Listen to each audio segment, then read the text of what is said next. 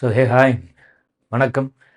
இன்னைக்கு வந்து நம்ம இந்த மோஸ்ட் இம்பார்ட்டண்ட்டாக இப்போது ட்ரெண்டில் இருக்கக்கூடிய டாப்பிக்கு இந்த எலெக்ஷன் பற்றின சில முக்கியமான பாயிண்ட்ஸ் எல்லாம் பார்க்க போகிறோம். நீங்கள் இன்றைக்கி நியூஸ் பேப்பரில் பார்த்துருக்கலாம்.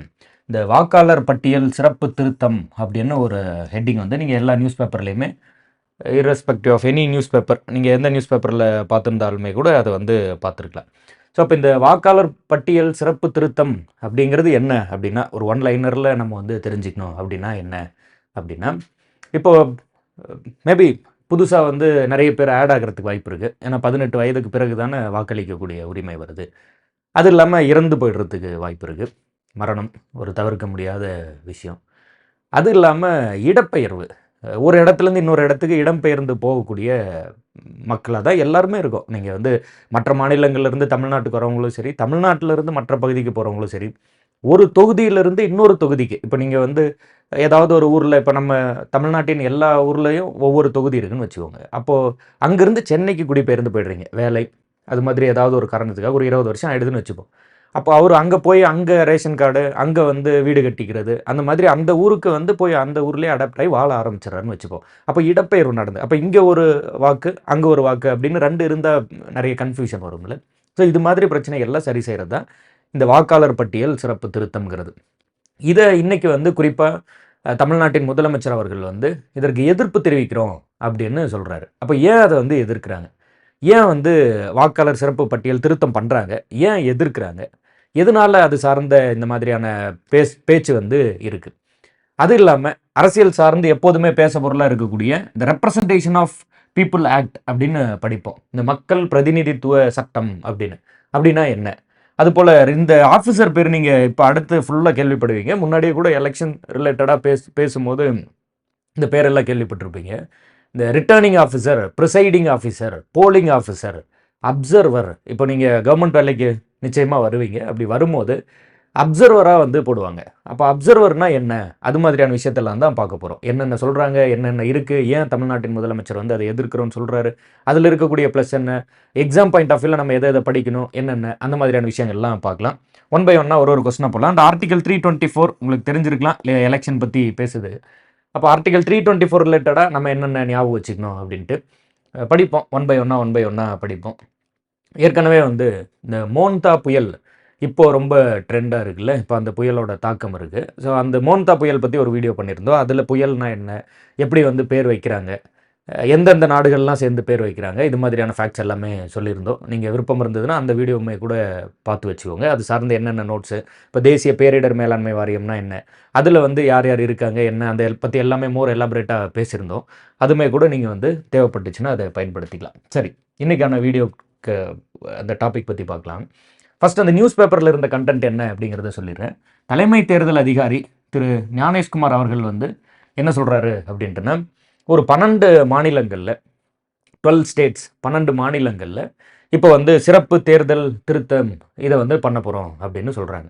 அண்ட் அதில் ஒரு சில இம்பார்ட்டண்ட்டான ஃபேக்ட் மென்ஷன் பண்ணியிருந்தார். அது என்னென்னா, 1951 2004 வரைக்கும் மொத்தம் 8 முறை தான் நம்ம என்ன பண்ணியிருக்கோம் அப்படின்ட்டுனா இந்த திருத்தமே வந்து பண்ணியிருக்கோம். அதாவது என்ன பேர் வச்சோம், வாக்காளர் பட்டியல் சிறப்பு திருத்தம். இந்த வாக்காளர் பட்டியல் சிறப்பு திருத்தம் அப்படிங்கிறது 1951 ஃப்ரம் எப்போ வந்து இந்தியா ஒரு குடியரசாக மாறுதோ அப்போலேருந்து ஒரு 8 முறை தான் பண்ணியிருக்கோம். இது இப்போ நம்ம வந்து 9வது முறையாக திருத்தம் பண்ணுறோம்.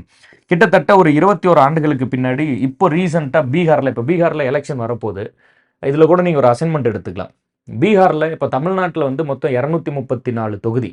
அது மாதிரி பீகாரில் நம்பர் ஆஃப் கான்ஸ்டிடியூன்சி தொகுதிகள் வந்து எத்தனை அப்படின்னு நீங்கள் வந்து ஒரு கமெண்ட் ஒன்று பண்ணலாம். ஒரு முறை பார்த்தீங்கன்னா மறக்க மாட்டீங்க. ஏன்னா தமிழ்நாட்டில் 234, பீகார் படிக்கும்போது அப்படியே அந்த நம்பரில் ஒரு சின்ன சேஞ்ச் தான் இருக்கும். அசைன்மெண்ட்டாக எடுத்துக்கோங்க. அந்த கியூரியாசிட்டி இருந்தால் நல்லாயிருக்கும், தேடி பார்த்து சொல்லுங்கள். பீகாரில் என்ன தொகுதிகளின் எண்ணிக்கை என்ன அப்படிங்கிறத சொல்லுங்கள். சரி, பீகாரில் இந்த மாதிரி வாக்காளர் பட்டியலை வந்து சிறப்பு திருத்தம் எல்லாம் பண்ணாங்க. அதை தொடர்ந்து ஃபஸ்ட் ஒரு 21 ஆண்டு கழித்து பீகாரில் அந்த மாதிரி பண்ணிட்ட பிறகு அதை தொடர்ந்து 12 மாநிலங்களுக்கு இப்போ வந்து அறிவிச்சிருக்காங்க. சரி, இப்போ இதுதான் நியூஸ். அந்த 12 மாநிலங்கள் என்ன, தமிழ்நாடு, புதுச்சேரி, கேரளா, அந்தமான் நிக்கோபர், லட்சத்தீவு, சத்தீஸ்கர், கோவா, குஜராத், மத்திய பிரதேசம், ராஜஸ்தான், உத்தரப்பிரதேசம் மற்றும் வெஸ்ட் பெங்கால். சும்மா இப்போதைக்கு எந்தெந்த மாநிலம்னு சொல்லியிருக்காங்க, அது பெருசாக தேவையில்லை. நமக்கு தமிழ்நாட்டில் இப்போ சிறப்பு திருத்தம் வந்து நடைபெற போகுது, அது அளவுக்கு தெரிஞ்சுக்கிட்டாலே போதும். அண்ட் தமிழ்நாட்டில் எத்தனை வாக்காளர்கள் இருக்காங்க அப்படிங்கிறதும் மென்ஷன் பண்ணியிருந்தாங்க.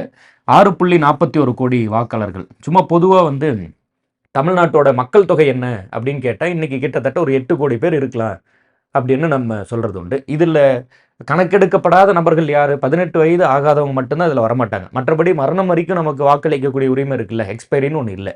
அதனால 6.41 கோடி பேர் வந்து 18 வயதுக்கு மேலே இருக்காங்க அப்படி நம்ம வந்து எடுத்துக்கலாம். ஸோ கிட்டத்தட்ட 6.41 கோடி தமிழ்நாட்டோட வாக்காளர் எண்ணிக்கை. அண்ட் தமிழ்நாட்டில் 68,467 வாக்குச்சாவடிகள். புதுச்சேரியில் வாக்காளர்களே 10 லட்சம் பேர் தான். சும்மா அது ஒரு கியூரியாசிட்டிக்காக தெரிஞ்சு வச்சுக்கோங்க. 10 லட்சம் நீங்கள் யோசிச்சு பாருங்கள். நம்ம ஊரில் தமிழ்நாட்டில் மாநிலத்தில் மாநகராட்சியாக அறிவிக்கணும்னா அந்த மாநகராட்சியாக அறிவிக்கிறதுக்கு நகரத்துக்குள்ளே மட்டும் ஒரு மொத்த மாவட்டத்திலே இல்லை, மொத்த டிஸ்ட்ரிக்ட்லேயே இல்லை, நகரத்துக்குள்ளே மட்டும் 10 லட்சம் பேர் இருந்தால் தான் நம்ம வந்து அந்த பகுதியை மாநகராட்சி அப்படின்னு அறிவிக்கிறோம். புதுச்சேரியில் மொத்த வாக்காளர்கள் எண்ணிக்கை 10 லட்சம் இருக்குது அந்த மாதிரி சொல்லியிருந்தாங்க. கம்பேர் பண்ணி தெரிஞ்சு வச்சுக்கோங்க. அங்கீகரிக்கப்பட்ட கட்சிகளுடன் ஆலோசனை நடத்துறதா சொல்லியிருந்தாங்க. இப்போ இந்த பாயிண்ட் நமக்கு ரொம்ப ரொம்ப முக்கியம். அங்கீகரிக்கப்பட்ட கட்சிகள் அப்படின்ட்டாங்களா?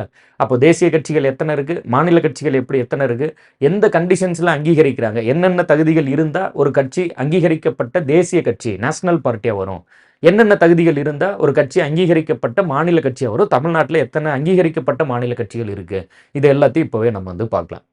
அதற்கு முன்னாடி இந்த இடத்துல கவனிச்சு பார்த்தீங்கன்னா தேர்தல் ஆணையர் இந்த மாதிரி சொல்லியிருக்காரு, தலைமை தேர்தல் அதிகாரி அப்படின்னு ஒரு பாயிண்ட் ஒன்று சொல்கிறோமா, சீஃப் எலெக்ஷன் கமிஷனர் அப்படின்னு. அவர் ரிலேட்டடாக நம்ம படிக்க வேண்டிய மிக முக்கியமான ஒரு பாயிண்ட் இருக்குது. என்ன அப்படின்ட்டுனா, முதல்ல சீஃப் எலெக்ஷன் கமிஷனர் வந்து ஒருத்தர் தான் இருந்தார். அதுக்கப்புறம் என்ன பண்ணோம், நம்ம ஒரு சட்ட திருத்தம் பண்ணுறோம். அந்த சட்ட திருத்தம் அமெண்ட்மெண்ட் நம்பர் என்னன்னு கூட நீங்கள் வந்து சேட்டில் சொல்லலாம், கமெண்ட் பண்ணுங்கள் என்ன நம்பராக இருக்கும் அப்படின்ட்டு. 1988 1989 நடைமுறை அந்த மாதிரி வரும். 1988 அப்போ என்ன பண்ணுறோம், 21 வயதாக இருந்த அந்த வாக்களிக்கக்கூடிய வயதை 21லிருந்து 18ஆக குறைக்கிறோம். 21லிருந்து 18ஆக குறைக்கிறோம். அப்படி 21லிருந்து 18ஆக குறைக்கும் போது நிறைய வேலைப்பளு இருக்கும்ல, அதன் காரணமாக ஒரு தலைமை தேர்தல் அதிகாரி அப்படிங்கிறத இன்னும் 2 பேர் ஆட் பண்ணி மொத்தம் 3 பேர் அப்படின்னு கொண்டு வந்துருவாங்க. திரும்ப வந்து திரு விபி சிங் அவர்கள் என்ன பண்ணுவார்னா, இதை ரிட்ரைவ் பண்ணி மறுபடியும் ஒரு தலைமை தேர்தல் அதிகாரி தான் சொல்லிடுவாங்க.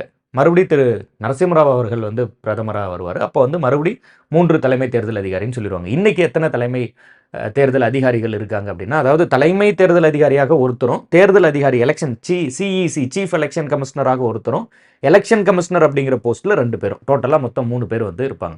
ஸோ ஃபஸ்ட்டு ஒரே ஒருத்தர் இருந்தார். அப்புறம் இந்த 21 வயதிலிருந்து 18 வயதாக வாக்களிக்கும் வயதை குறைத்த போது மறுபடியும் என்ன பண்ணாங்க, 2 எலெக்ஷன் கமிஷனர் புதுசாக சேர்த்து மொத்தம் 3 எலெக்ஷன் கமிஷனர்னு கொண்டு வந்தாங்க. அதுக்கப்புறம் வந்து பிரதமர் வந்து மறுபடியும் அந்த எலெக்ஷன் கமிஷனரோட எண்ணிக்கையை ஒரு எலெக்ஷன் கமிஷனர் அப்படின்னு குறைச்சாங்க. அப்புறம் மறுபடியும் அதை 3 எலெக்ஷன் கமிஷனர்ஸாக மாற்றிட்டாங்க. இன்றைக்கி எத்தனை தேர்தல் அதிகாரி தேர்தல் ஆணையர்கள் இருக்காங்க அப்படின்னா 3 பேர். அதில் ஒருத்தர் தலைமை தேர்தல் ஆணையராகவும் சிஇசி சீஃப் எலெக்ஷன் கமிஷனராகவும் மீதி 2 பேர் எலெக்ஷன் கமிஷனராகவும் சொல்கிறாங்க. இப்போ இதில் இந்த இடத்துல ஒரு அமெண்ட்மெண்ட் வந்து ஒரு அசைன்மெண்ட்டாக கேட்டிருந்தேன். வாக்களிக்கும் வயது 21 வயதிலிருந்து 18 வயதாக நம்ம எத்தனாவது சட்ட திருத்தம் அமெண்ட்மெண்ட் நம்பர் எத்தனாவது அமெண்ட்மெண்ட்டில் அதை வந்து குறைச்சோம், எந்த ஆண்டுங்கிறத நானே சொல்லியிருந்தேன், அதையும் சேர்த்து அதில் வந்து நீங்கள் சொல்லலாம். அதே போல் இப்போ திரு ஞானேஷ்குமார் அவர்கள் தான் இருக்கார். அவர் தான் என்ன பண்ணுறாரு, இதை வந்து அறிவிக்கிறார். ஆர்டிகல் 324 என்ன சொல்லியிருப்பாங்க அப்படின்ட்டுனா, பிரசிடென்ட் வந்து இந்த தலைமை தேர்தல் அதிகாரி ஆணையரை வச்சுக்கோங்க, தலைமை தேர்தல் ஆணையரை வந்து நியமிக்கலாம் அப்படின்னு சொல்லியிருப்பாங்க. அந்த நம்பரை எக்ஸாக்டாக சொன்னாங்களா இல்லையா அப்படின்னு ஒரு கொஸ்டின் கேட்கலாம். ஆர்டிகல் 324 அந்த மாதிரி அந்த நம்பர்ஸை எக்ஸாக்டாக சொல்லலை. அதாவது ஒரு தலைமை தேர்தல் அதிகாரி அல்லது ஒருத்தர் இருக்கணும், எலெக்ஷன் கமிஷனருங்கிற ஒருத்தர், அந்த மாதிரிலாம் அந்த நம்பர்ஸை மென்ஷன் பண்ணல. ஸோ அப்போது எந்த ஆர்டிகல் வந்து தலைமை தேர்தல் அதிகாரியை நியமிக்கிறத பற்றி சொல்லுது அப்படின்றனா ஆர்டிகல் 324(2) அதில் பேசியிருப்பாங்க. அண்ட் பர்டிகுலராக முதல் தலைமை தேர்தல் அதிகாரி யார் அப்படின்னு கூட நீங்கள் வந்து கமெண்ட் பண்ணலாம். இல்லைனா நானே கூட சொல்கிறேன், நீங்கள் அது தேடி பார்த்து கூட ஒரு முறை செக் பண்ணி பாருங்கள். சுகுமார் சென் அவர் தான் வந்து முதல் தலைமை தேர்தல் அதிகாரியாக வந்து அப்பாயின்ட் பண்ணியிருப்பாங்க. ஸோ அப்போது பிரசிடென்ட் நம்பர் இதெல்லாம் வந்து சொல்லியிருந்தோம். ஆர்டிகல் நம்பர், தலைமை தேர்தல் அதிகாரி திரு ஞானேஷ்குமார் அவர்கள் சொல்கிறாரு. அது சார்ந்து வந்து அந்த அமெண்ட்மெண்ட்டு எந்த ஆண்டு என்ன இந்த டீட்டெயில்ஸ் எல்லாமே அதில் ப்ராப்பராக ஞாபகம் வச்சுக்கணும். அண்ட் அதே போல் முதல்ல நம்ம அரசியலமைப்பு எழுதும்போது என்ன பண்ணியிருப்போம்னா, மத்திய அரசில் தலைமை தேர்தல் அதிகாரின்னு ஒரு பதவி கொடுத்துருக்கும். சென்ட்ரல் எலெக்ஷன் அதாவது சீஃப் எலெக்ஷன் கமிஷனர் அப்படின்னு ஒரு பதவி கொடுத்துருக்கும். ஸ்டேட் எலெக்ஷன் கமிஷனர் மாநில தேர்தல் அதிகாரி அப்படின்னு ஒரு பதவி நம்ம கிரியேட் பண்ணவே இல்லை. அப்படி ஒன்று இல்லவே இல்லை.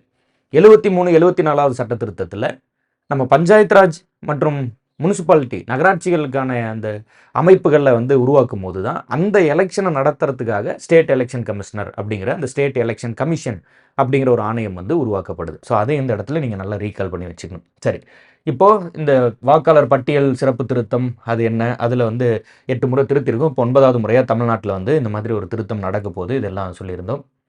அண்ட் இதில் தமிழ்நாட்டில் உள்ள வாக்காளர் எண்ணிக்கையெல்லாம் கொடுத்துருந்தாங்க சொல்லியிருந்தோம். அங்கீகரிக்கப்பட்ட தேசிய கட்சியோட ஆலோசனை நடத்துகிறதா தேர்தல் ஆணையம் சொல்கிறாங்க. அப்போ அங்கீகரிக்கப்பட்ட தேசிய கட்சிகள் பற்றின ஸ்டோரி என்னங்கிறத பார்த்துடலாம்.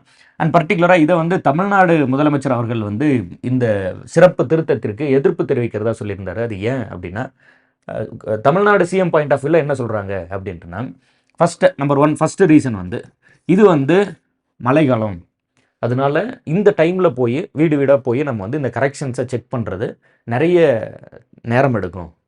அடுத்த ஏப்ரல் மாதமே எலெக்ஷன் வரும்போது இப்போது நம்ம ஆரம்பித்தா அந்த டைமுக்குள்ளே அதை முடிக்க முடியாது, இன்னும் நிறைய டைம் தேவைப்படும் அப்படின்னு ஒரு ரீசன். இன்னொரு காரணம் என்ன சொல்லியிருக்காங்க அப்படின்ட்டுனா, ஆதார் கார்டு வந்து இதற்கான ஆவணமாக எடுத்துக்கொள்ளப்படலை. அதே போல் ரேஷன் கார்டு அதை வந்து இதற்கான ஆவணமாக எடுத்துக்கொள்கிறதில்ல. ஸோ அப்போ ஆவணமாகனா அதற்கான அந்த ப்ரூஃப் ஆஃப் டாக்குமெண்ட்டில் எடுக்காமல் இருக்கிறது ஒன் ஆஃப் த ரீசன். இதெல்லாம் வச்சு அவங்க வந்து இதற்கு வந்து, அதாவது தமிழ்நாடு முதலமைச்சர் அவர்கள் வந்து இதற்கு எதிர்ப்பு தெரிவிக்கிறதா சொல்கிறாரு. ஸோ அந்த reasons exam point of view அந்த ரீசன் என்னென்ன அது ரிலேட்டடாக பிடிச்சி கொஞ்சம் படித்து வச்சுக்கணும். அப்படியே மறக்கவே மறக்காது. நீங்கள் அதில் என்ன சொன்னாங்க, ஏன் வந்து அதை எதிர்க்கிறதா சொன்னாங்க அப்படின்னு அந்த ரீசனை பிடிச்சி தெளிவாக படிச்சுக்கிட்டிங்கன்னா டக்குன்னு அது வந்து நல்ல மைண்டில் நின்றும். முழுமையாக வந்து நம்ம ஒரு ஸ்டேட்மெண்ட்டாக கொடுத்து இது சரியா தப்பா, இப்போ ஆதார் கார்டு வந்து இதற்கான ஒரு முழுமையான ஒரு ப்ரூஃப், அட்ரஸ் ப்ரூஃபாக நம்ம வந்து எடுத்துக்கிறோமா, ஓட்டர் ஐடியில் கரெக்ஷன் பண்ணும்போது ஆதார் கார்டு வந்து ஒரு முழுமையான அட்ரஸ் ப்ரூஃபாக எடுத்துக்கொள்ளப்படுமா, எஸ் ஆர் நோ அப்படின்னு கொடுத்தா அது வந்து நீங்கள் இந்த அரசியல் நிகழ்வோடு இதை கனெக்ட் பண்ணிக்கலாம். முதலமைச்சர் அவர்கள் எதிர்ப்பு தெரிவித்தார், இது மாதிரி சொல்லியிருந்தார், அப்போ அதோட கனெக்ட் பண்ணி ஞாபகம் வச்சுக்கலாம். அதுபோல் ரேஷன் கார்டு அதை வந்து நம்ம ஒரு அட்ரஸ் ப்ரூஃபாக வந்து ஓட்டர் ஐடிக்கு வந்து எடுத்துக்கிறோமா, அட்ரஸ் ப்ரூஃபாக வந்து அதை அக்செப்ட் பண்ணிக்கிறாங்களா, எஸ் ஆர் நோ அப்படின்னா அது நீங்கள் இந்த நிகழ்வோடெல்லாம் கனெக்ட் பண்ணி ஞாபகம் வச்சுக்கலாம். சரி, அதே போல் பாருங்கள், அடுத்ததில் அங்கீகரிக்கப்பட்ட தேசிய கட்சிகள். அங்கீகரிக்கப்பட்ட தேசிய கட்சிகள் அப்படிங்கும் போது நம்ம என்ன சொல்கிறோம் அப்படின்ட்டுனா, தேசிய கட்சிகள் ஃபஸ்ட்டு இந்த பாயிண்ட் நல்லா ஞாபகம் வச்சுக்கணும். நேஷ்னல் பார்ட்டி, அப்போ அங்கீகரிக்கப்பட்ட தேசிய கட்சிகள் தமிழ்நாட்டில் எது எது இருக்குது அண்ட் இந்தியாவிலே மொத்தம் 6 அங்கீகரிக்கப்பட்ட தேசிய கட்சிகள். வாட் ஆர் தே? இந்திய தேசிய Congress, INC, BJP, Bharatiya Janata party and Aam Aadmi. Aam Aadmi வந்து எந்தெந்த மாநிலத்தில் நம்ம கண்டிஷன்ஸ் படிப்போம், கண்டிஷன்ஸ் படிச்சுட்டு இங்கே வந்தோம்னா தெரியும் எந்த தகுதியின் அடிப்படையில் தேசிய கட்சிகள் அங்கீகரிக்கிறாங்க அப்படிங்கிறத படிச்சுட்டு அதெல்லாம் வந்து நம்ம இங்கே பார்த்தோம் அப்படின்ட்டுனா இன்னும் கிளியராக புரியும். அதுபோல் பகுஜன் சமாஜ் கட்சி, அதுபோல் communist party of India, Marxist communist, அதுபோல் நேஷனல் பீப்புள்ஸ் பார்ட்டி. மேபி இந்த கட்சி பேர் நீங்கள் கேள்விப்பட்டிருக்கீங்களான்னு தெரியல, பட் நேஷனல் பீப்புள்ஸ் பார்ட்டி அப்படின்னு ஒரு கட்சி. மொத்தம் 6 கட்சி வந்து நம்ம அங்கீகரித்த தேசிய கட்சியாக இந்தியாவில் இருக்குது. தமிழ்நாட்டிலையும் அதோட ப்ரெசன்ஸ் வந்து மேபி இருந்ததுன்னா அந்த கட்சிகளை கூப்பிட்டு அந்த ஒரு ஆலோசனை வந்து கேட்பாங்க. இப்போ INC, Bharatiya Janata party and Aam Aadmi, Bahujan Samaj, அதுபோல் வந்து கம்யூனிஸ்ட் பார்ட்டி ஆஃப் இந்தியா, கேரளாவில் இவங்க தான் ஆட்சி இப்போ, அதுபோல் வந்து நேஷனல் பீப்புள்ஸ் பார்ட்டி. சரி, இப்போ பாருங்கள், ஒரு கட்சி தேசிய கட்சியாக அங்கீகரிக்கப்படுறதுக்கு மொத்தம் 3 கண்டிஷன்ஸ் ஞாபகம் வச்சுக்கணும். அதில் நம்பர் 1 ஒரு ஈஸியான கண்டிஷன் என்ன அப்படின்னா, 4 மாநிலங்களில் மாநில கட்சி அந்தஸ்து பெற்றிருக்கணும்.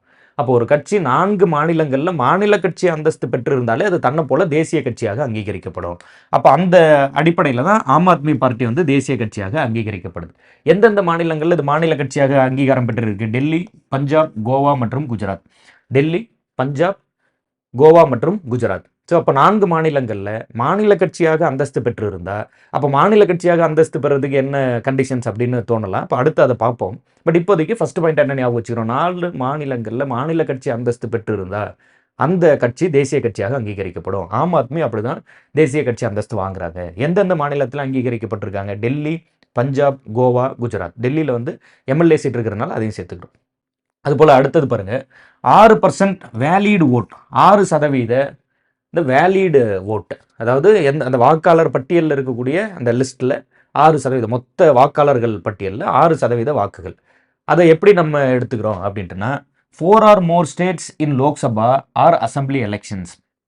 அப்போது 6% வாக்கு இருக்கணும். எத்தனை மாநிலங்கள் இருக்கணும்? 4 அல்லது 4க்கு மேற்பட்ட மாநிலங்களில் 6% வாக்கு.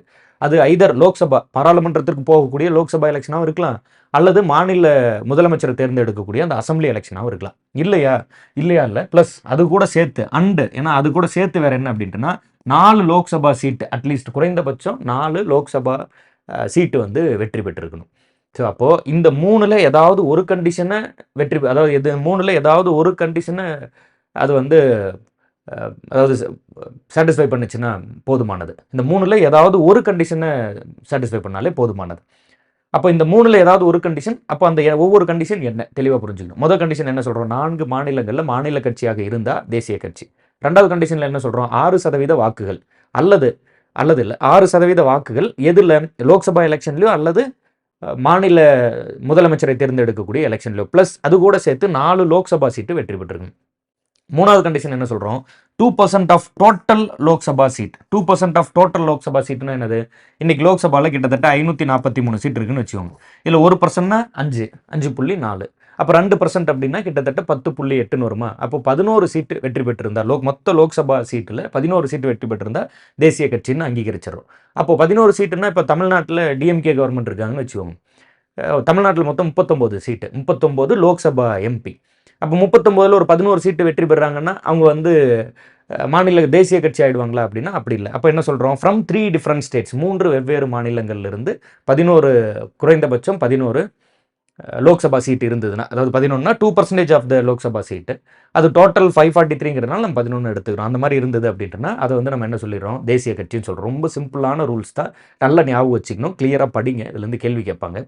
ஸோ அப்போ மாநில கட்சி அந்தஸ்து பெறுவதற்கு 4 மாநிலங்களில் என்ன பண்ணியிருக்கணும் அப்படின்ட்டுனா, 4 மாநிலங்களில் வந்து மாநில கட்சியாக அங்கீகரிக்கப்பட்டிருந்தால் கொடுத்துருவாங்க. இல்லை 6% வாக்கு அது லோக்சபா எலெக்ஷனோ அல்லது அசம்பிளி சட்டமன்றத்திற்கான முதலமைச்சரை தேர்ந்தெடுக்கிற எலெக்ஷனோ ப்ளஸ் அது கூட சேர்த்து 4 லோக்சபா சீட்டு, இல்லையா 2% of the total Lok Sabha seat from 3 different states, 3 மாநிலங்களில் இருந்து குறைந்தபட்சம் 2% லோக்சபா சீட்டை வெற்றி பெற்றிருந்தாலே கொடுத்துரும்.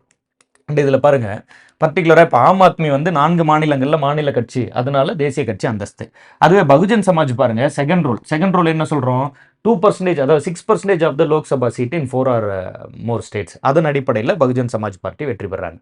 And communist party of India communist கட்சி எதன் அடிப்படையில் தேசிய கட்சி ஆகுறாங்க அப்படின்ட்டுனா, அவங்களும் அதே போல் வந்து 4 மாநிலங்களில் ப்ரெசன்ஸ் இருக்குது. குறிப்பாக வந்து கேரளா, வெஸ்ட் பெங்கால், திரிபுராலாம் ரூலிங் பார்ட்டியாகவே இருக்காங்க. அது இல்லாமல் தமிழ்நாடு, இந்த 4 மாநிலங்களில் மாநில கட்சி, அதனால வந்து தேசிய கட்சி அந்தஸ்துக்கு போகுது. அதே போல் நேஷனல் பீப்புள்ஸ் பார்ட்டி, இதுவுமே 4 மாநிலங்களில் மாநில கட்சியாக இருக்காங்க. மேகாலயாவை சேர்ந்த கட்சி, தேசிய மக்கள் கட்சி. அப்போ எது மேகாலயா, மணிப்பூர், நாகாலாந்து, அருணாச்சல் பிரதேசம். மேகாலயா, மணிப்பூர், நாகாலாந்து, அருணாச்சல் பிரதேசம் கட்சி வந்து மேகாலயாவை சேர்ந்த கட்சி. எந்தெந்த மாநிலத்தில் மாநில கட்சி அந்தஸ்து பெற்றிருக்காங்க, மேகாலயா, மணிப்பூர், நாகாலாந்து, அருணாச்சல் பிரதேசம். அப்போ 4 மாநிலங்களில் மாநில கட்சி அந்தஸ்து பெற்று இருக்கிறதுனால இந்த கட்சி வந்து தேசிய கட்சி அப்படின்னு நம்ம அங்கீகரிக்கிறோம். மொத்தம் 6 கட்சிகள் இருக்குது. சரி, கண்டிஷன்ஸ் பார்த்தோம், என்னென்ன சொன்னோம், தேசிய கட்சி ஆகிறதுக்கு என்னென்னு பார்த்தோம். இப்போ தமிழ்நாட்டில் உள்ள அங்கீகரிக்கப்பட்ட மாநில கட்சிகள் எது அப்படின்னா, டிஎம்கே, திமுக, அதிமுக, அனைத்து இந்திய அண்ணா திராவிட முன்னேற்ற கழகம், அஇஅதிமுகன்னு படி பார்த்தோம், அனைத்து இந்திய அண்ணா திராவிட முன்னேற்ற கழகம். அதுக்கப்புறம் வந்து இந்திய கம்யூனிஸ்ட், அதுபோல் டிஎம்டிகே, தேமுதிக, திரு விஜயகாந்த் அவர்கள் ஆரம்பிச்சிருப்பார்ல அந்த கட்சி, 2005 ஆரம்பிக்கிறாரு. அதுபோல் என்டிகே, நாம் தமிழர் கட்சி, திரு சிபா ஆதித்தனார் அவர்கள் ஆரம்பிச்சிருப்பார் 1958. அதுபோல் விசிக, விடுதலை சிறுத்தைகள் கட்சி, அது வந்து 1982. இப்போது திமுக, அதிமுக, இந்திய கம்யூனிஸ்ட், தேமுதிக, நாம் தமிழர் கட்சி, விடுதலை சிறுத்தைகள் கட்சி, இவங்க எல்லாருமே இன்றைக்கி தமிழ்நாட்டில் இருக்கக்கூடிய அங்கீகரிக்கப்பட்ட மாநில கட்சிகள். நிறைய கட்சி இருக்கலாம். இப்போ டிவிகே வந்து தமிழக வெற்றி கழகம் திரு விஜய் அவர்கள் வந்து ஆரம்பிக்கிறாரு அப்படின்னா அவருடைய கட்சி அதில் வரல அப்படின்னா, ஏன்னா இந்த மாநில கட்சிக்குன்னு சில அந்தஸ்து இருக்குல்ல, அதை சாட்டிஸ்ஃபை பண்ணும்போது அவங்க வந்து மாநில கட்சி அந்தஸ்து கொடுப்பாங்க. அது வந்து கிளியராக ஞாபகம் வச்சுக்கணும். அப்போ இன்றைக்கி தமிழ்நாட்டில் 6 கட்சிகள் வந்து என்ன சொல்கிறோம், மாநில கட்சி அந்தஸ்து பெற்று இருக்குன்னு சொல்கிறோம். அதில் ரொம்ப பர்டிகுலராக நீங்கள் பார்த்தீங்கன்னா, இப்போ விடுதலை சிறுத்தைகள் கட்சி ஒரு அரசியலாக நீங்கள் வந்து புரிஞ்சுக்கணும் அப்படின்னா, அவங்க வந்து எலெக்ஷனில் வெற்றி பெற்றிருக்காங்க, அதன் மூலமாக வந்து மாநில கட்சி அந்தஸ்து. தேமுதிகவும் அதே மாதிரி தான்.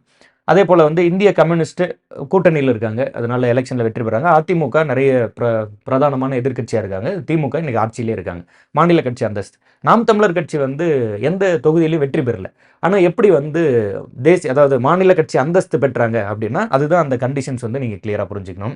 அதில் குறிப்பாக பாருங்கள், 2011 ஒரு குறிப்பிட்ட ரூல் ஒன்று இதில் ஆட் பண்ணுறோம். என்னென்ன ஆட் பண்ணுறோம், மாநில கட்சியாக அந்தஸ்து பெறுவதற்கு லோக்சபா எலெக்ஷன்லேயோ அல்லது அசம்பிளி விச் இஸ் சட்டமன்ற தேர்தல்லையோ 8% வாக்குகள் பெற்று இருந்தால் அந்த கட்சியை நம்ம என்னவா அறிவிக்கலாம் அப்படின்ட்டுனா மாநில கட்சியாக அறிவிக்கலாம் அப்படின்னு சொல்கிறோம். அந்த கண்டிஷனை வந்து பூர்த்தி செய்ததுனால நாம் தமிழர் கட்சி வந்து மாநில கட்சி அப்படிங்கிற அந்தஸ்துக்கு வராங்க. ஸோ அப்போ அந்த கண்டிஷனோட ரிலேட் பண்ணி ஞாபகம் வச்சுக்கலாம். வேற என்னென்ன கண்டிஷன்ஸ் இருக்கு? 6% வாக்கு லோக்சபா சீட்லையோ அல்லது அசம்பிளிலையோ. அப்போ இங்கே 8% சொல்கிறோம், இங்கே 6% சொல்கிறோம் அப்படின்னா இங்கே 6% வாக்கு ப்ளஸ் அது கூட சேர்த்து 2 அசம்பிளி சீட்டு வெற்றி பெறணும். இப்போ 234 தொகுதினா அதில் குறைந்தது 2 சீட்டாவது வந்து வெற்றி பெறணும். 2 அசம்பிளி சீட்டு ப்ளஸ் 6% இருந்தால் தான் இந்த கண்டிஷனை சாட்டிஸ்ஃபை ஆகும். அல்லது இதில் ஏதாவது ஒரு கண்டிஷன் சாட்டிஸ்ஃபை பண்ணால் போதும். ஸோ அப்போ அடுத்த கண்டிஷன் என்ன சொல்கிறோம்? 3% டோட்டல் சீட், மொத்த சீட்டில் 3%. இப்போ 234னா 234ல் 3%. இப்போ 1%னா 2, 3% அப்படின்னா ஒரு 6 சீட்டு. இல்லையா 3 seat whichever is higher. ஏன் அது விச் எவர் இஸ் ஹையர் அப்படின்னு மென்ஷன் பண்ணுறோம் அப்படின்னா, ஒருவேளை அந்த நம்பர் ஆஃப் சீட் வந்து கம்மியாக இருக்கும்போது 3% எடுக்கும்போது 3 சீட்டை விட கம்மியாக போயிடுச்சு அப்படின்னா அது ரொம்ப குறைவாக இருக்கும்ல. இப்போ ஒரு குறிப்பிட்ட மாநிலத்தில் 60 சீட்டு தான் எம்எல்ஏ சீட்டுன்னு வச்சுக்கோங்க. மொத்த மாநிலத்திலே சேர்த்து 60 சீட்டு தான். அப்படிங்கும்போது 1% என்ன வந்துடும்? 0.6 போயிடும். அப்போ அது 3 விட குறைவாக போயிடுது இல்லை. அப்படி இல்லாமல் ஒன்று 3 சீட்டாவது இருக்கணும் அல்லது 3% இருக்கணும். Which ever is higher. 2ல் எது அதிகமாக இருக்கோ அதன் அடிப்படையில் இந்த கண்டிஷன். 3வது கண்டிஷன் என்ன சொல்கிறோம்? ஒரு லோக்சபா சீட்டு, அதாவது பாராளுமன்றத்துக்கு போகக்கூடிய அந்த எம்பிக்கள் லிஸ்ட்டில் ஒரு எம்பி ஆகுது ப்ளஸ் அது கூட சேர்த்து 6% அந்த லோக்சபா எலெக்ஷனில் அந்த பர்டிகுலர் மாநிலத்தில் எலெக்ஷனில் குறைந்தபட்சம் 6% வாக்குகள் பெற்று இருக்கணும். அதே போல் 4வது கண்டிஷன் என்ன சொல்கிறோம் அப்படின்ட்டுனா 25 சீட்டுக்கு ஒரு லோக்சபா சீட்டு. அதாவது எப்படி? இப்போ மொத்தம் 50 லோக்சபா சீட்டு இருந்தால், ஒரு குறிப்பிட்ட மாநிலத்தில் 50 லோக்சபா சீட்டு இருந்தால் 50க்கு ஒரு லோக்சபா சீட்டு. அதுபோல் 25 இருந்தால் 1, 50க்கு 2 இல்லையா? 25 இருந்தால் 1, 50க்கு 2. அது மாதிரி எத்தனை லோக்சபா 25 பிரிச்சுக்கிறோம். 25க்கு ஒரு லோக்சபா சீட்டு அப்படிங்கிற அடிப்படையில் எத்தனை லோக்சபா சீட் இருக்கோ அதற்கு தகுந்த மாதிரி அந்த ரேஷியோவில் ஸ்பிளிட் பண்ணி அத்தனை லோக்சபா சீட்டில் வெற்றி பெற்றிருந்தாலும் மாநில கட்சி அந்தஸ்து வந்து கொடுக்கலாம். அல்லது லாஸ்ட்டாக ஒரு கண்டிஷன் சொல்லியிருந்தோம், எங்கேயுமே வெற்றி பெறலை அப்படின்னாலும் கூட மொத்த வாக்காளர் பட்டியலில் 8% வாக்கு வந்து ஹோல்டு பண்ணியிருந்தாங்க, 8% வாக்காளர்கள் வாக்களிச்சிருந்தாங்க அப்படின்னா அப்போ வந்து நம்ம என்ன கொடுக்குறோம்? மாநில கட்சி அந்தஸ்து வந்து கொடுக்குறோம். ஸோ ப்ராப்பராக எல்லாத்தையும் ஞாபகம் வச்சுக்கணும். அப்போ இனி வரக்கூடிய புதிய கட்சிகள் வந்து எந்த இடத்துல வெற்றி பெறலைனா கூட 8% வாக்கு பெற்றால் மாநில கட்சி அந்தஸ்து தன்னை போல வரும். மாநில கட்சி அந்தஸ்துனா என்ன? இதனால என்ன பெனிஃபிட்ஸ் கிடைக்கும் அப்படின்னா நிறைய சொல்லலாம். அதில் one of the most important benefit என்ன அப்படின்னா சின்னம். இப்போ இதில் இருக்கக்கூடிய கட்சிகள் பார்த்தீங்கன்னா, இப்போ திமுக, அதிமுக, இந்திய கம்யூனிஸ்ட், கதிர் அருவாள் சின்னம் இருக்கும். அதுபோல் தேமுதிக, அதுபோல் வந்து என்டிகே, அதுபோல் விசிக அப்படின்னு பார்த்தீங்கன்னா, இப்போ எல்லா கட்சிகளுக்கும் கட்சி பேரை சொன்னோன்னே டக்குன்னு உங்களுக்கு அந்த சின்னம் ஞாபகம் வரலாம். அதுவே மாநில கட்சியாக அங்கீகரிக்கப்படாத கட்சிகள் வந்து அப்போதைக்கு அப்போ வந்து தேர்தல் ஆணையம் தான் சின்னத்தை கொடுப்பாங்க. அதனால எலெக்ஷன் சின்னம் வந்து மாறும். சின்னம் வந்து ஒரு மிக முக்கியமான ஒரு ரோல் வந்து ப்ளே பண்ணும் இந்த எலெக்ஷனை பொறுத்த வரைக்கும். வேட்பாளர் யாருன்னே தெரியாமல் கூட சின்னத்தை பார்த்து வாக்களிக்கக்கூடியவர்கள் உண்டு. அந்த அளவுக்கு ஒரு பெரிய கிரேஸ் வந்து அந்த சின்னத்தின் மீது எப்போதுமே இருக்க செய்யுது. அண்ட் நீங்கள் இதில் பார்த்தீங்க அப்படின்ட்டுனா, இப்போ பாமக தமிழ்நாட்டில் வந்து மாநில கட்சியாக இருக்காங்களா இல்லையா, எஸ் ஆர் நோ அப்படின்னு வந்து நீங்கள் வந்து சேட்டில் வந்து சொல்லலாம். முன்னாடி வந்து மாநில கட்சியாக இருந்தாங்க.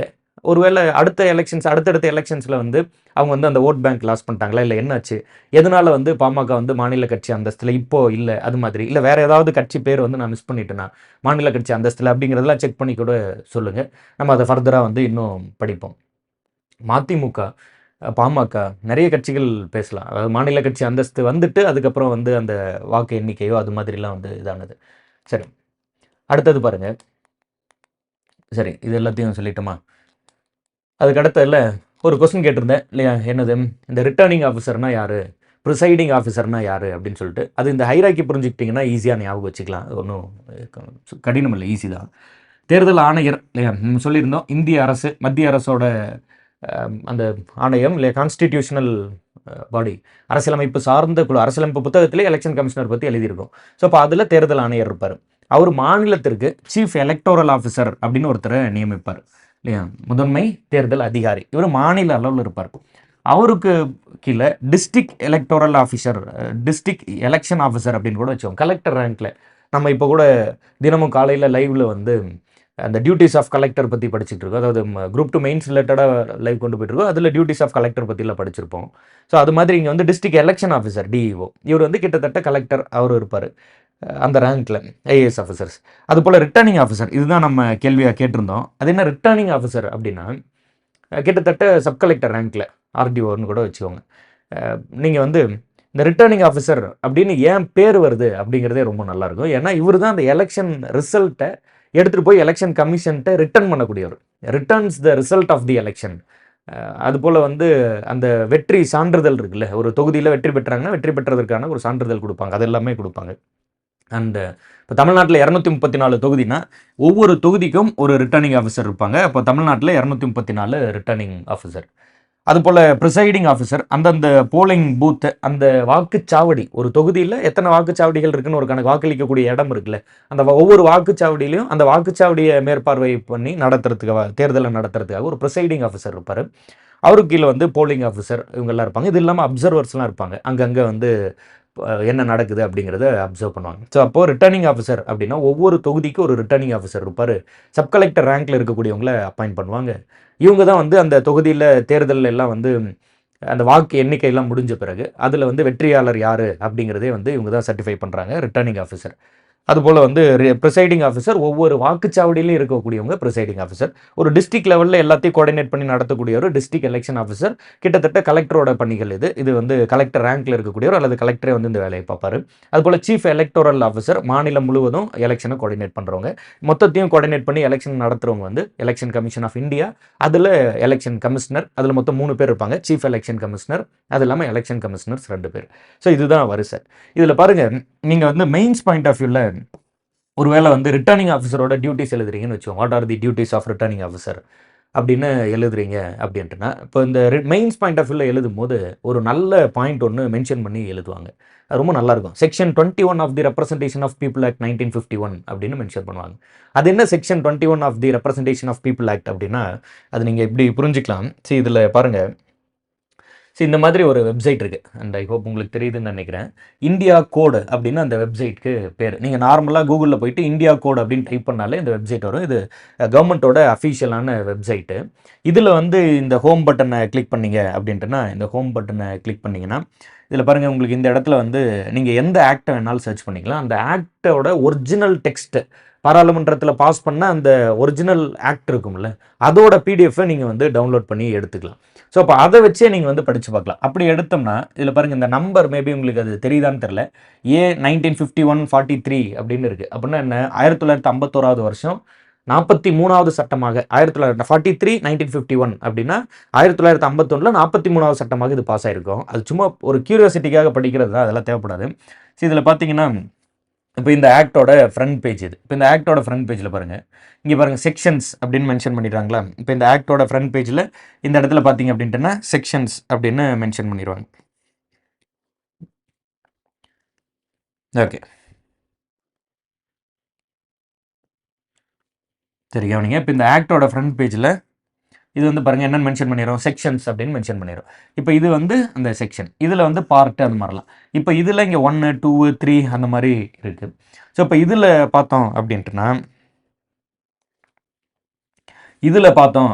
இப்போ இதில் வந்து அந்த ஒவ்வொரு செக்ஷனாக போகும்போது செக்ஷன் 21 அப்படின்னு இங்கே இருக்கும். அப்போ இந்த செக்ஷன் 21ல் எதை பற்றி இருக்குது அப்படின்னா ரிட்டர்னிங் ஆஃபீஸர். அப்போ அந்த சட்டத்தில் பேசப்பட்டிருக்கக்கூடிய அந்த முழு சட்டத்தோட அந்த இதில் ஆர்டிக்கல் இருக்கக்கூடிய அந்த பேஜஸில் செக்ஷன் 21ல் ரிட்டர்னிங் ஆஃபீஸர் பற்றி பேசியிருக்காங்க. 22ல் அசிஸ்டன்ட் ரிட்டர்னிங் ஆஃபீஸர், 20B அதில் வந்து அப்சர்வர் பற்றி பேசியிருக்காங்க. அது மாதிரி அப்படியே அடுத்தடுத்து சொல்லிக்கிட்டே போகலாம். இந்த முழு சட்டத்தையே நீங்கள் வந்து படித்து பார்க்கலாம், ரொம்ப நல்லாயிருக்கும். இவ்வளோ தூரம் எலாபரேட்டாக நீங்கள் போய் ஃபுல்லாக படித்து பார்த்தீங்க அப்படின்ட்டுனா என்னென்ன இருக்குது இல்லை அப்படின்னு கிளியராக வந்து தெரிஞ்சுக்கலாம்.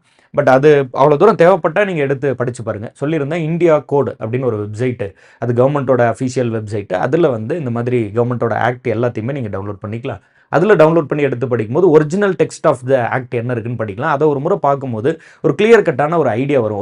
இவ்வளோ தான் மொத்தமாக இருக்குது, ஒரு 33 பக்கம் இருக்கும் ரெப்ரசன்டேஷன் ஆஃப் பீப்புள் ஆக்ட் அப்படின்னு. அவ்வளோதான் மொத்தமாகவே எலெக்ஷனோட தலையெழுத்தை நிர்ணயிக்கக்கூடிய அந்த 33 பேப்பர் தான் அந்த எலெக்ஷனோட தலையெழுத்தையே நிர்ணயிக்குது. யார் அதிகாரியாக வரணும், யார் நியமிக்கணும், என்ன வேலை செய்யணும், எத்தனை பேர் வரணும், அந்த மாதிரி எல்லாத்தையும் அதுதான் வந்து அந்த சட்டம், அதில் உள்ள லெட்டர்ஸ் தான் முடிவு செய்யுது. ஸோ அப்போ அதை எடுத்து நீங்கள் விருப்பம் இருந்ததுன்னா படித்து பார்க்கலாம். அதே போல் ப்ரிசைடிங் ஆஃபீஸர் பற்றி செக்ஷன் 26ல் வந்து பேசியிருப்பாங்க. இல்லை தேவை இருக்கும் பட்சத்தில் நீங்கள் வந்து பாருங்கள், இல்லைனா ஃப்ரீயாக விடுங்க. இப்போதைக்கு இதுதான் ஹைரார்க்கி. ஸோ நம்ம ஃபஸ்ட்லேருந்து என்னென்ன பார்த்துருக்கோம், என்ன அப்படிங்கிற டீட்டெயில்ஸை பார்த்துடலாம். வாக்காளர் பட்டியல் சிறப்பு திருத்தம் சொல்லியிருந்தோம். வாக்காளர் பட்டியல் சிறப்பு திருத்தம் என்ன ஏதுன்ட்டு.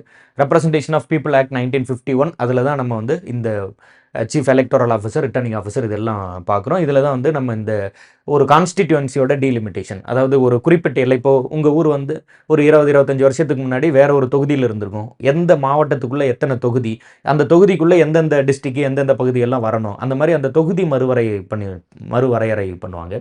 அது எந்தெந்த ஏரியா எந்தெந்த தொகுதிக்குள்ளே வரணும், ஒரு டிஸ்ட்ரிக்டுள்ளே எத்தனை தொகுதி. இப்போ தமிழ்நாட்டில் 234னா 234ங்கிற நம்பர் அப்படியே இருக்கும். ஆனால் அந்த தொகுதியோட அந்த ஜியாகிரபிக்கல் எக்ஸ்டெண்ட் அப்படிங்கிறத மாற்றி அமைக்கிறது. அதுபோல் இதே சட்டத்தில் நம்ம வந்து என்ன சொல்லியிருப்போம், ஆர்டிகல் 324 கூட என்ன சொல்லியிருப்போம் அப்படின்றனா, அந்த பீரியாடிக்கலாக வந்து இந்த ஓட்டர் லிஸ்ட்டை வந்து ரிவைஸ் பண்ணிக்கணும் அப்படிங்கிற மாதிரிலாம் சொல்லியிருப்போம். ரிட்டர்னிங் ஆஃபீஸர்னா யார் என்ன அதை பற்றி சொல்லியிருந்தோம். ஒவ்வொரு கான்ஸ்டிடியூன்சிக்கும் ஒருத்தர் இருப்பாங்க, ஒவ்வொரு தொகுதிக்கும் ஒருத்தர் இருப்பார். அவர் தான் வந்து அந்த தேர்தலில் அந்த தொகுதியில் வெற்றி பெற்ற நபர் யாருன்னு சொல்லுவார், சர்டிஃபை பண்ணுவாங்க. அதுபோல் வந்து ப்ரிசைடிங் ஆஃபீஸர், ஒவ்வொரு வாக்குச்சாவடியிலையும் அந்த ப்ரிசைடிங் ஆஃபீஸர் இருப்பாங்க. ஆர்டிகல் 324 சொல்லியிருந்தோம். அண்ட் இதில் தலைமை தேர்தல் அதிகாரி எத்தனாவது சட்ட திருத்தத்தில் அந்த வாக்களிக்கும் வயது 21லிருந்து 18ஆக குறைக்கப்பட்டது, அது ஒரு அசைன்மெண்ட்டாக கேட்டிருக்கு. அண்ட் அதுபோல் 324 பிரசிடென்ட் வந்து தேர்தல் ஆணையரை நியமிப்பார்னு சொல்லியிருப்பாங்க. அண்ட் இதில் கூட ஒரு முக்கியமான கொஸ்டின் இருக்குது. என்னென்னா, தேர்தல் ஆணையர் இருக்கார்ல, எலெக்ஷன் கமிஷனர், இவரோட அந்த ரிட்டையர்மெண்ட்டுக்கான ஏஜ் என்ன, எத்தனை ஆண்டுகள் பதவியில் இருப்பார், டேர்ம் ஆஃப் ஆஃபீஸ் அப்படின்னு படிப்போம். எத்தனை ஆண்டு பதவியில் இருப்பார், ரிட்டையர்மெண்ட்டுக்கான ஏஜ் என்ன, அதையுமே ஒரு அசைன்மெண்ட்டாக எடுத்துக்கோங்க. இந்த அமெண்ட்மெண்ட்டோட சேர்த்து இதையும் அசைன்மெண்ட்டாக எடுத்துகிட்டு கமெண்ட் பண்ணுங்கள், தேடி பாருங்க நிச்சயமாக. இப்போது புக் பை கொஸ்டினில் 2 படிச்சிருப்பீங்க. உயர்நீதிமன்றம் 62 வயசில் ரிட்டையர்மெண்ட்டு, உச்ச நீதிமன்றம் 65. அது மாதிரி தேர்தல் ஆணையருக்கு எத்தனை வயசில் ரிட்டையர்மெண்ட்டு, அல்லது எத்தனை ஆண்டுகள் பதவி காலம். பொதுவாக நம்ம எல்லா பதவி காலம் அரசு சார்ந்து பார்க்கும்போது என்ன படிப்போம், பிரசிடென்ட் ஆஃப் இந்தியாவாக இருந்தால் கூட 5 வருஷம் தான், வைஸ் பிரசிடென்ட்டாக இருந்தால் கூட 5 வருஷம். ஏன் நம்ம ஆட்சி அமைக்கக்கூடிய பிரதமர் முதலமைச்சர்களுக்கு எல்லாருமே 5 வருஷம் தான் டென்யூர் கொடுக்குறோம். அப்போ எலெக்ஷன் கமிஷனருக்கு 5 வருஷம் தானா, இல்லை குறைவாக இருக்கா, 3 வருஷம் இருக்கா, இல்லை 6 வருஷம் இருக்கா அப்படின்னு செக் பண்ணி சேட்டில் கமெண்ட்டில் பதில் கொடுங்க. அண்ட் அதுபோல் 1951லேருந்து 8 முறை, இப்போ 9வது முறை, 12 மாநிலங்கள். அதில் தமிழ்நாடு வந்து ஏன் நம்ம வந்து ரெசிஸ்டன்ஸ் கொடுக்குறோம், வாக்காளர் பட்டியலை வந்து திருத்த வேண்டியது அவசியம் தான், ஆனால் இப்போ வந்து வேகமாக பண்ணாதீங்க, அதற்கு நேரம் இல்லைன்னு சொல்கிறாங்க. அண்ட் அதே போல் வந்து ஆதார் அண்டு ரேஷன் கார்டு ரிலேட்டடான இஷ்யூஸை வந்து ரைஸ் பண்ணுறாங்க. அண்ட் அதுபோல் தமிழ்நாட்டில் 6.41 கோடி வாக்காளர்கள், 68,467 வாக்குச்சாவடிகள். அதுபோல் புதுச்சேரியில் 10 லட்சம் வாக்காளர்கள் இருக்கிறதா சொல்லியிருந்தாங்க. அங்கீகரிக்கப்பட்ட கட்சிகளோட ஆலோசனை நடத்த போகிறதா சொல்லியிருந்தாங்க. ஸோ அப்போ அது ரிலேட்டடாக பார்த்துருந்தோம். தேசிய கட்சிகள் மொத்தம் 6, ஐஎன்சி, பிஜேபி, அதுபோல் ஆம் ஆத்மி, பகுஜன் சமாஜ், சிபிஐ, அதுபோல் வந்து national people's party. Meghalaya, Manipur, Nagaland, Arunachal பிரதேசம் 4 மாநிலங்களில் மாநில கட்சி, அதனால தேசிய கட்சி. அதுபோல் சிபிஐ கேரளா, தமிழ்நாடு, வெஸ்ட் பெங்கால், திரிபுரா. அதுபோல் பகுஜன் சமாஜ் பார்ட்டி அந்த செகண்ட் ரோல் 6% வாக்கு. அதுபோல் வந்து ஆம் ஆத்மி டெல்லி, பஞ்சாப், அதுபோல் கோவா மற்றும் குஜராத். பாரதிய ஜனதா கட்சி பெருவாரியான மாநிலங்கள் ஆட்சியில் இருக்காங்க. அதே போல் ஐஎன்சி நிறைய வாக்காளர் இருக்கக்கூடிய, இன்றைக்கி எதிர்கட்சி தலைவராகவே ஐஎன்சியில் இருந்தால் இருக்காங்க, அதனால் அவங்களோட ப்ரெசன்ஸும் அதிகமாக இருக்குது. அதே போல் தேசிய கட்சியாக அங்கீகரிக்கிறதுக்கான கண்டிஷன்ஸ் பார்த்துருந்தோம். 4 மாநிலம் அல்லது 6% ஓட்டு, அல்லது 4க்கும் மேற்பட்ட அந்த இதில் ஸ்டேட்ஸில் வந்து 6%. லோக்சபா எலெக்ஷனாக இருக்கலாம், அசம்பிளியாக இருக்கலாம், ப்ளஸ் அது கூட சேர்த்து 4 லோக்சபா சீட்டு வெற்றி பெற்றிருக்கணும், அல்லது 2% of the total Lok Sabha seat in 3 different states, 3 மாநிலங்களில் 2% லோக்சபா சீட்டு. அதே போல் தமிழ்நாட்டில் உள்ள அங்கீகரிக்கப்பட்ட தேசிய கட்சிகள் என்னென்னு பார்க்குறோம். திமுக, அதிமுக, இந்திய கம்யூனிஸ்ட், டிஎம்டிகே, தேமுதிக, அதுபோல் நாம் தமிழர் கட்சி மற்றும் விடுதலை சிறுத்தைகள் கட்சி. வேறு ஏதாவது கட்சி நான் மிஸ் பண்ணியிருந்தா கூட சொல்லுங்கள். முன்னாடி இருந்து இப்போது அந்த மாநில கட்சி அந்தஸ்தில் இல்லாத கட்சிகள் பற்றி கூட நீங்கள் வந்து சொல்லலாம். நிறைய படிப்போம், அரசியலோடு சேர்த்து படிச்சுக்கோங்க, மறக்காது. அதுதான் இருக்கிறதுலே ஒரு நல்ல ஷார்ட்கட்டு. அண்ட் இயர் எல்லாமே கூட கொடுத்துருந்தேன். அண்ட் இதற்கான கண்டிஷன்ஸ் என்ன சொல்லியிருந்தோம், 6%, 6% வாக்கு லோக்சபா அல்லது அசம்பிளி சட்டமன்ற எலெக்ஷனில், ப்ளஸ் அது கூட 2 அசம்பிளி சீட்டு, லோக்சபாவில் அசம்பிளி சீட்டு.